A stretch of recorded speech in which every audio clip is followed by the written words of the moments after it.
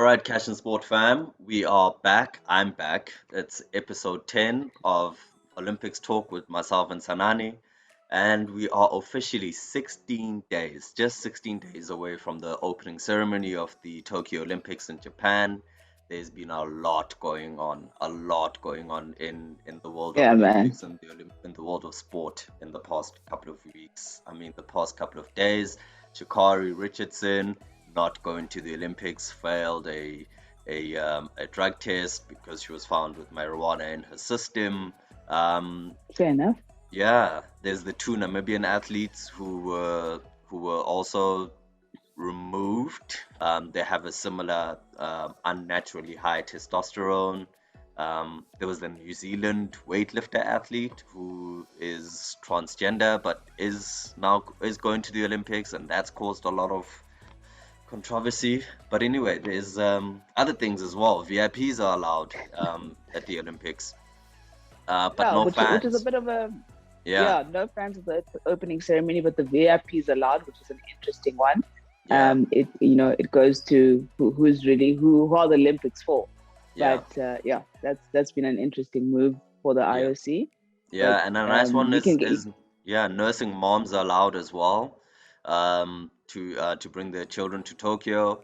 Yeah, but yeah, then there's also been mudslides in Japan, and there's been COVID breaking out everywhere. I mean, with the South African teams, with the British and Irish Lions tour now up in smoke a little bit. yeah. We don't know I'm what's sure gonna happen. I'm sure the IOC are looking at this going, oof, Y- this Yeah, is this is on a small scale in terms of British and Irish Lions, and the Olympics on a bigger scale, more extrapolated. So I can imagine someone is watching this at the IOC going, that's not good for us. But and also just to put it out there, all the boxers are vaccinated and the local teams. So yeah, vaccination is not an issue. Everyone's yeah, vaccinated. yeah. It's just that COVID does spread even if you are vaccinated. That's what we're talking about today, 16 days away from the start of the Olympics. And we are also mainly looking at the money around the Olympics, sponsors, how the IOC is funded, what they use that money for, broadcast revenue, and just the general money side around this big behemoth that is the Olympics. And Yeah. to start it off with, let's take a look at the funding model of the IOC itself. The IOC it's a privately funded organization, right? So let's take a look at it. Where does the money actually come from? Yeah. So just to start off with, I Yeah, absolutely love this topic, and the money around the Olympics is really going to fundamentally change within the next few years. And I yeah, say that because we've seen the NCAA, yeah, say that the athletes can earn money yeah, for their likability, their marketability, yeah, and we're moving towards a time that athletes are going to be like, hang on, we're making you money, and yeah, what's our cut in this? Yes, yeah, money does flow back to the athletes through their NOCs and stuff, and we'll chat about that just now. But yeah, this is really going to become interesting topics as the years go on. And yeah, and what I've always found interesting, and I'll now read it word for word, is that the IOC is a non-profit organization yeah, dedicated to using the revenue generated from the Olympic Games to assist yeah, athletes and development of sport worldwide. yeah, As a result, every day the IOC distributes about 3.4 million US dollars around yeah, the world to help the athletes and sports organizations. yeah. Now, yeah, is the IOC really a non-profit organization on paper? On Yes, paper, but yeah, that's a story for another day. But yeah, let's look at the funding model of the IOC.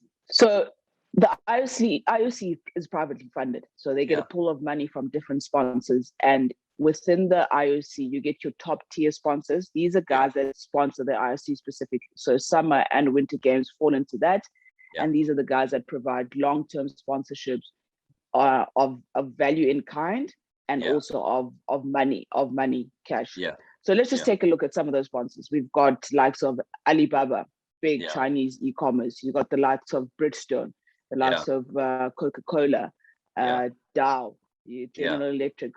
Procter and Gamble, Yeah. Atos, the French IT company. Yeah. You've got a whole list of companies providing funds to the IOC, and I mean Yeah. the longest standing one there, household name, Coca-Cola. So Yeah. all these sponsors cover a variety of things. They support the IOC in terms of all year round.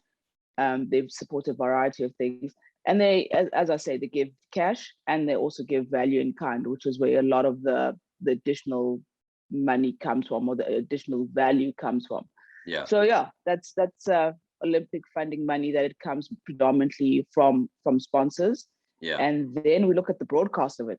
Broadcast rights around the IOC are Yeah. a lot of money. Yeah. A lot of money.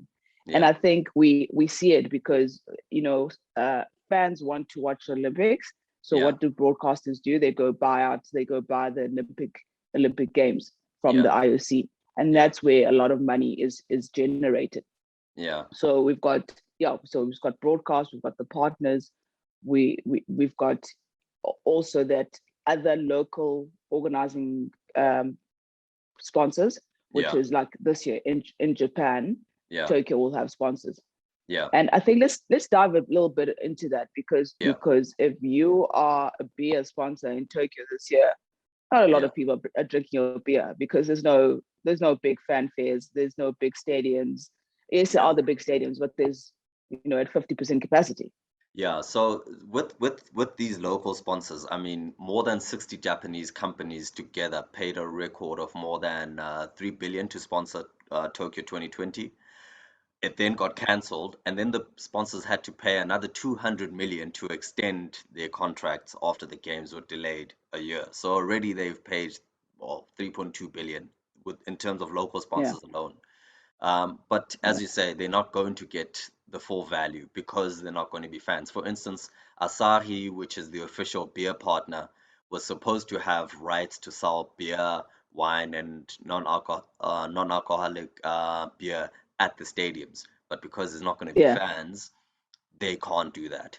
Toyota, Yeah. which was the big Japanese motor manufacturer, was supposed to have the rights to shuttle VIPs and athletes to and from stadiums in their new cars with this new technology, with electric vehicles and so on and so on. Can't do that. And it's the same They'll be for, able to do that because the athletes are still there. They'll do that. yeah, the athletes are still there, but but the larger group, which probably would have been much more important, would be the VIPs, the guys who yeah. really have the money to make these purchases and so on and so on. Not going to be there. They've rolled out the ads, which we've all seen, the Toyota ads with Yeah. this new thing, this new car that talks to you, etc., etc. But it's just not as it won't be as impactful as if you had thousands and thousands of fans in the stadium, Yeah. and people attending the I think game. this is where it also forces now sponsor to get clever on the digital side. So your ads, your digital execution, how do you Yeah, touch the global audience that's not in Japan? So yeah, that's on marketing managers, marketing execs within these companies now to say, okay, we paid for X and Y rights, yeah, and now they're changing. And that's apparently, reports are saying that's been one of the top of meetings at the IOC to go, what yeah, additional rights can we give our sponsors in terms of the digital space? Because IOC has always held all their rights to the specific contracts quite yeah, tightly, but yeah, now I'm sure there has to be room of flexibility. But let's just touch on the cost of, let's say now Tokyo yeah, Olympic Games. yeah, They have ballooned to 15, projected at 15 billion yeah, with the B, yeah, with a B. US Yeah, dot with a B, yeah, 15 billion US dollars. yeah. Like Yeah, the costs that are is a lot of money. astronomical.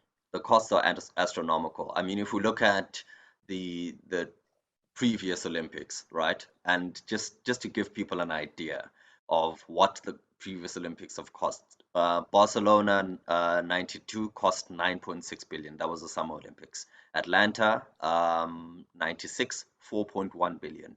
Sydney 5 billion.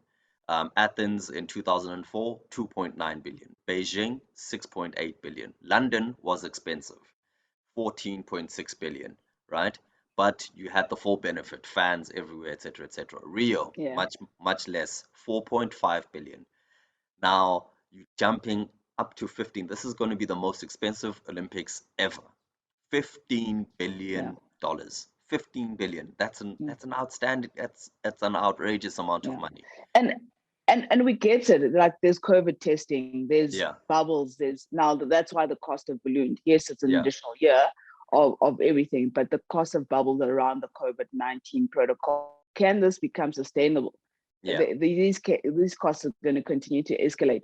So yeah, just a disclaimer, if you are listening to this on Spotify, we implore you to watch the video of yeah, Cash and Sports this week. We have got a lot of diagrams and a lot of images that we've inserted just to show the projections of the yeah, money and the graphs.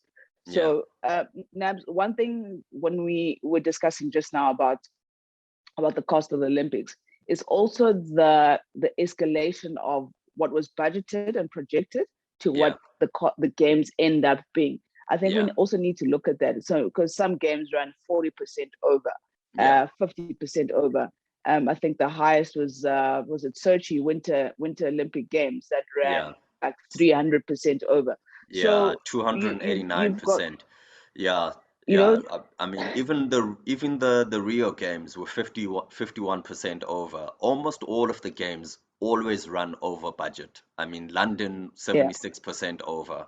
Beijing was almost on budget, just 2% over what they projected. So it's good one. we yeah, it's we'll Mm. take a look and give you guys the figure as well for what Tokyo is projected to be over by, but the money is astronomical. It really is Yeah. So astronomical. imagine you any manager and running these budgets, you're getting fired, man. If you are 300% over budget, Yeah, yeah, you have to be accountable to someone.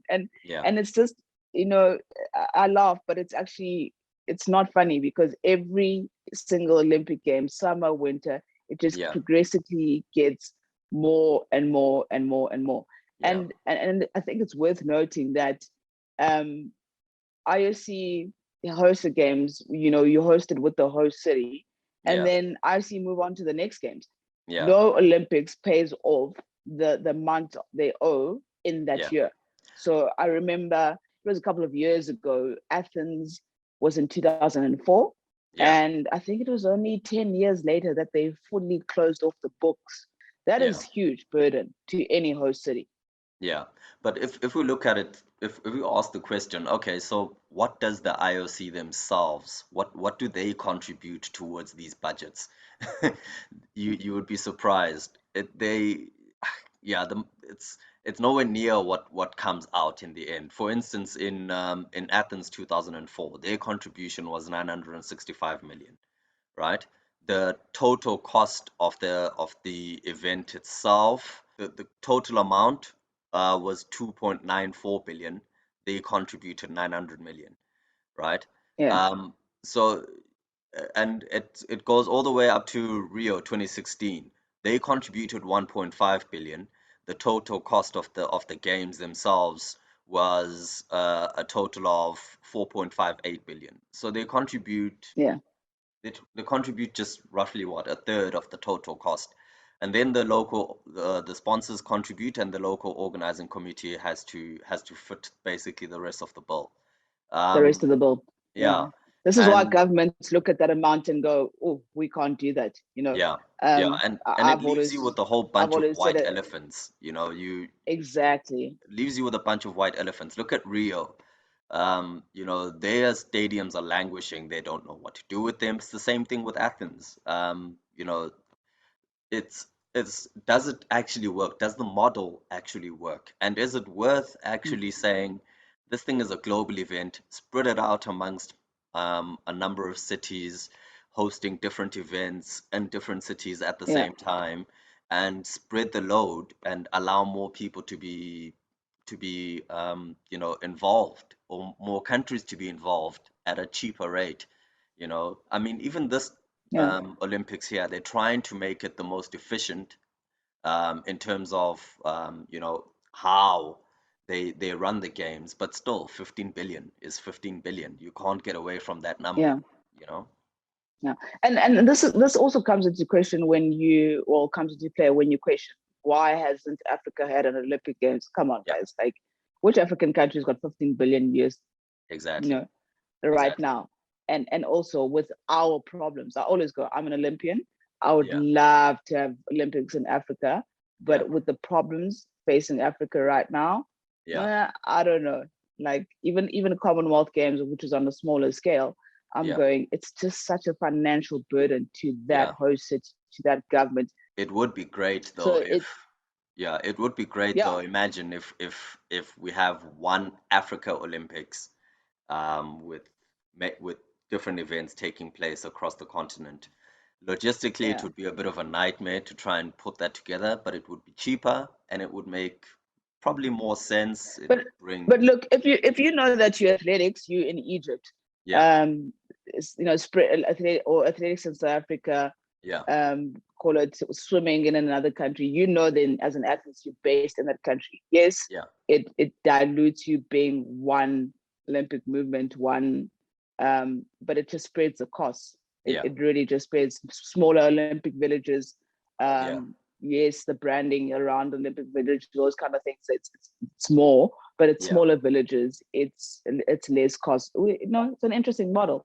I yeah, don't think we could write it off totally. It's an interesting model and yeah, something with maybe IFC having a look at for the sustainability of the games, because that's going to come into question in the next yeah, couple of years.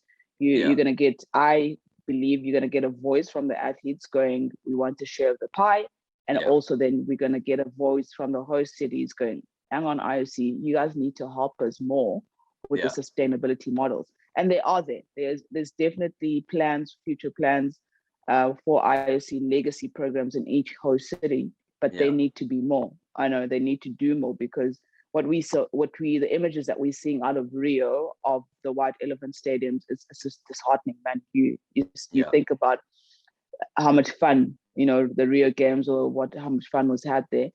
yeah, yeah. So let's It's a do a bit of a problem. recap, right? So the IOC is Yeah, privately funded, right?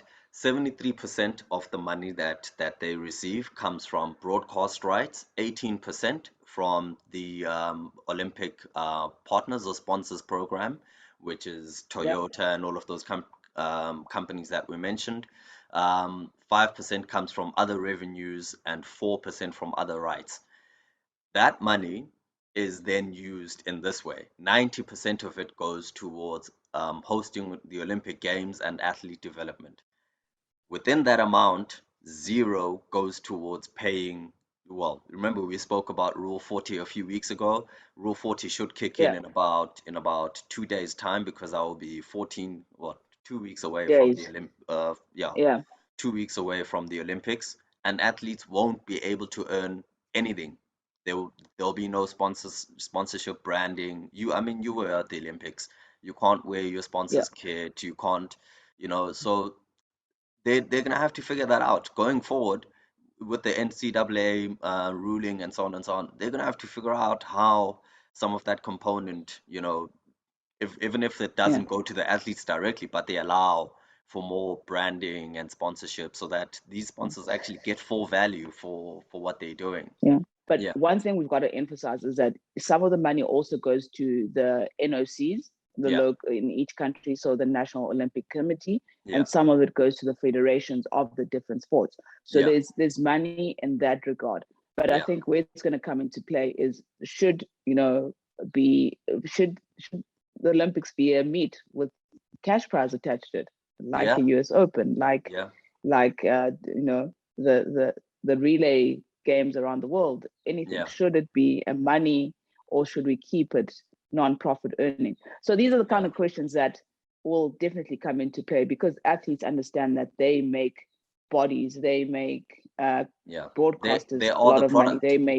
Yeah, They are the product. yeah, They definitely are the product. And we're seeing the athlete voice become louder and louder, and yeah, rightfully so. yeah. So let's watch the space, I guess. Yeah, it can only become a much bigger conversation. But let's take a look at one last thing before we wrap this conversation up. Um, the money that they get from broadcasting rights, or the broadcasting fees that are Yeah, collected from Olympics are massive. I mean, if we look yeah, at just the number of people who are watching in terms of the global audience is gigantic for an Olympics. In 2012, the global audience was 3.6 billion people. In 2016, 3.2 billion people. This year, we assume it's going to be higher because people are sitting at home. They don't have, mm, with lockdowns and so on, a lot more people are at home, so they can watch the games.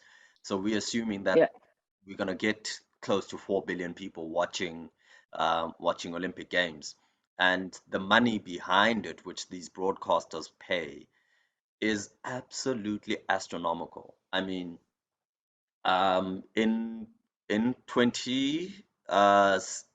between 2013 and 2016, there was 4.157 billion, right, that was received, that was paid to the IOC from broadcast revenue. yeah, In between 2009 and 2012, it was 3.85. It's steadily increased, so it's heading yeah, towards 4.5, towards 5 billion. um and there's a number of different broadcasters. Obviously, they buy the rights and they put the content out, but they have to yeah. buy the rights Super from, sport. yeah, SuperSport Yeah, and the rest of them, and they buy the rights from the IOC. So the IOC completely benefits hugely, regardless of yeah. what's So happened. Yeah, yeah, so the RC has done quite a nice model. They have what is called the Olympics Broadcasting Services. So these are the yeah, guys that are responsible for bringing uh, the Olympics to life on media, basically. yeah, So to protect everything of rights around that space, they're going, we'll do all the feeds, all the media, we'll just syndicate it to the yeah, different broadcasters. yeah, So broadcasters really pay a lot of money. I mean, you've got the American guys, that play a lot of money. yeah, UK, different broadcasting houses in the UK. Supersport is a big player there. yeah, SABC will buy the rights as well. yeah, We'll have Olympic rights. So a lot of the global reach is quite big, and that's what IOC wants to do basically, is make yeah, sure they've got a wide, it's wide and it's deep, and a bigger global reach.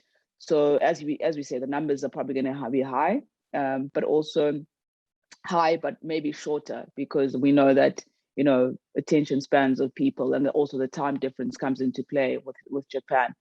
yeah, So it'll be interesting, but that is where the bulk of the IOC money is made, from broadcast right, and that's why you can understand why these guys are pushing on.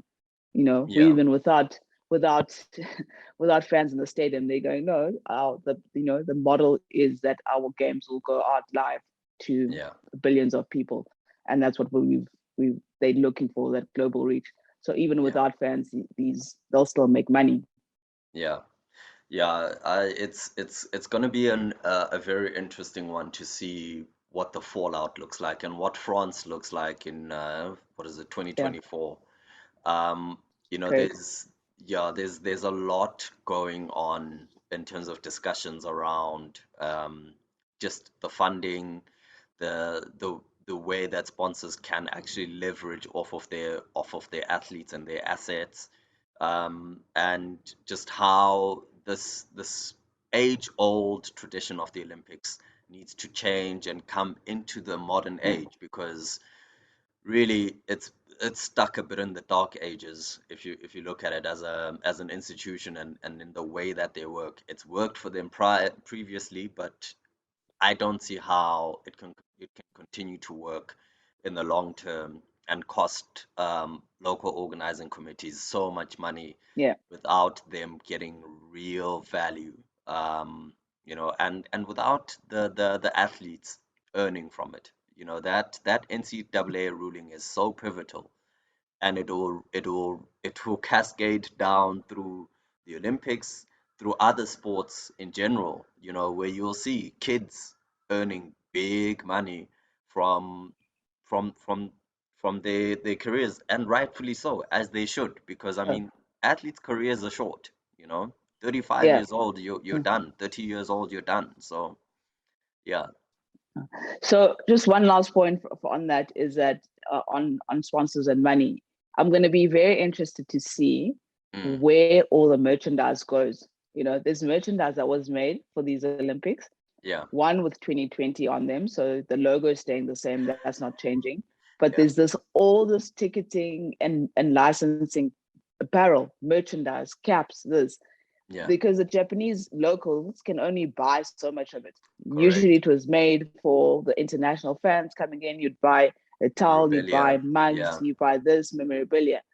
There's going to be a big black dark hole in Japan where all of the stuff has to go to, because no one's going to buy nearly anywhere near as much as would have been bought before. Exactly. So that's your big money loss there. Yeah, well, they have to figure it out. But at the end of the day, that's where we are, 16 days away. We're gonna start seeing a little bit more of of the action really, really hotting up. Qualification is basically done for most, if not all, of the athletes, for all sports. And we're here. Squads are announced, and yeah, we're here. We are 16 days away, literally just over 2 weeks away from the beginning of the Olympics. Thank you so much for joining us, guys, in episode 10 of Olympics Talk with myself and Sanani. Smash the like button, follow us on Twitter, and yeah, check out the website if you'd like to take a look at the previous content that we've had.